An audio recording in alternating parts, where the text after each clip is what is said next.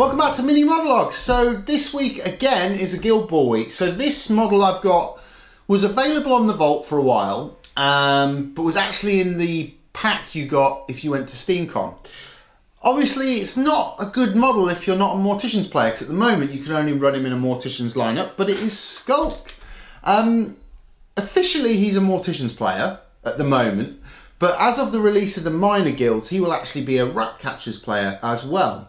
Now how that's supposed to work is 2 players from the Ratcatchers are supposed to be able to elevate to the Morticians guild, and 2 of the Morticians guild are supposed to be able to play in the Ratcatchers.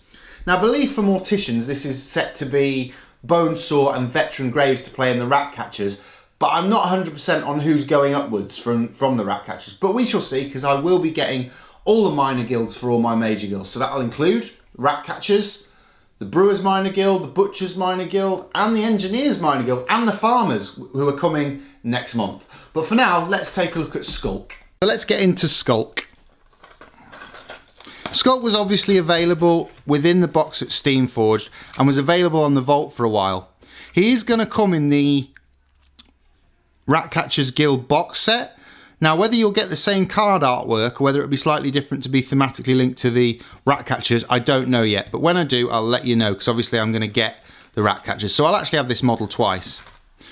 So first up, he's on a 40mm base and can currently join my Morticians lineup, because obviously the Ratcatchers are not out yet. So first off, you have his body.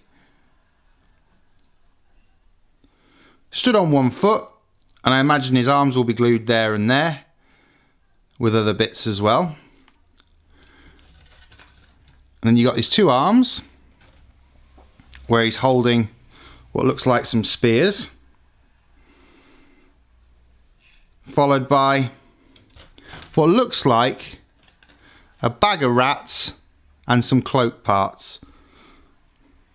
So 5 pieces in all. Looks a little bit more complicated than Locust was last week, but I'm sure I'll pop him together off camera, and then I'll do a spin round and look at his card. And obviously this version of the card is the Morticians version. Whether, like I said, it'll be different when they bring out the box set for the Ratcatchers, I'm not sure. If you haven't seen the Ratcatchers yet, there is an image of them on the Steamforged website where they've just been painted by a studio, so do go check that out.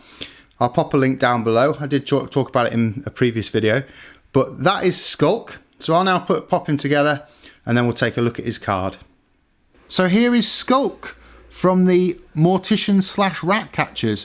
I think it's a great looking model again, really quite a dynamic pose with his 2 arms. They have to go on first when you put him together, and this was a little bit fiddly, and then you put on the bag of rats and the cloak parts. Took me about 10 minutes to put together. I think he's a great looking model, and I'm really looking forward to trialing him in my Morticians guild, and eventually playing him as a Ratcatcher when the minor guild does come out, which is hopefully in February, fingers crossed. But that is Skulk. Let's take a look at his card next, where I'll look at the traits and plays, as well as that all-important playbook. As you can see with the card, it's slightly different background. It's not entirely Morticians themed, obviously has the Mortician logo next to his name, and I imagine he will eventually have the Ratcatchers one on the Ratcatchers box set. But these cards were special in the fact that I've got a few of these from when I went to the first SteamCon. I think I've got it Ratchet and also Princess with the similar backgrounds. So anyway, let's get on with what is on the card. So he's got a movement of 5'7", attack of 6, kick of 2'6", defense 4, armor 1, and his influence 2-3. So pretty good. Be great in any Morticians lineup, I think. Massive playbook of 6 long, knockdown only at the end of it, and it's non-momentous, but there's a fair few pushes and dodges and Guild Ball signs, and plenty of momentous ones at that. So let's have a look at his character plays. He has Horrific Odour, which is a cost of 1 and is an aura, and while within this aura, enemy models must pay an additional 1 influence to make a kick. So Skulk would be great going up against that striker and basically stopping them from scoring. He also has Pest Control, which is enemy models within this model's melee zone suffer a -1/-2 kick. So in a way, you could say he's a bit of a goalkeeper, maybe, against the strikers such as Flint and people like that. Let's take a look at his character traits. As you can see, it's got SteamCon written on the back there, so obviously this is a SteamCon card, but he has 4 character traits in all. He has Follow-Up, which is when an enemy model ends an advance that caused it to leave this model's melee zone, this model may immediately make a jog directly towards that model. So he can basically chase people, which is brilliant. Goal Rats, 6-inch aura. If a free ball is placed in this aura in base contact with the friendly goalpost, except when resolving a scatter, this model immediately gains possession of the ball marker. This shows even further that I reckon he's a goalkeeper.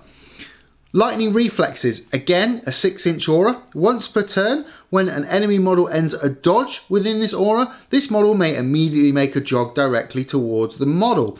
So even dodgy people like Flint, or trying to think of someone else, but Flint definitely, you can even get hold of them when needed. And the other is Poised.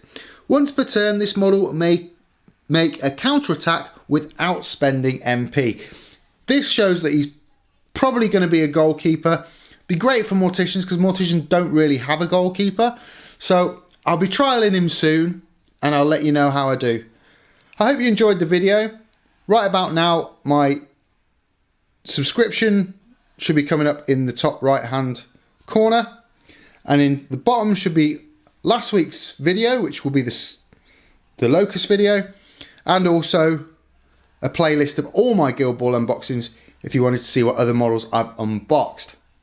Hopefully soon we will have the Farmers Guild up on the channel, which will hopefully be in a few weeks' time. Look out for next week's video, which is What Have I Bought This Month, episode 10. Can't believe I'm getting up to 10 episodes, but that's where we are, and I'll see you next time.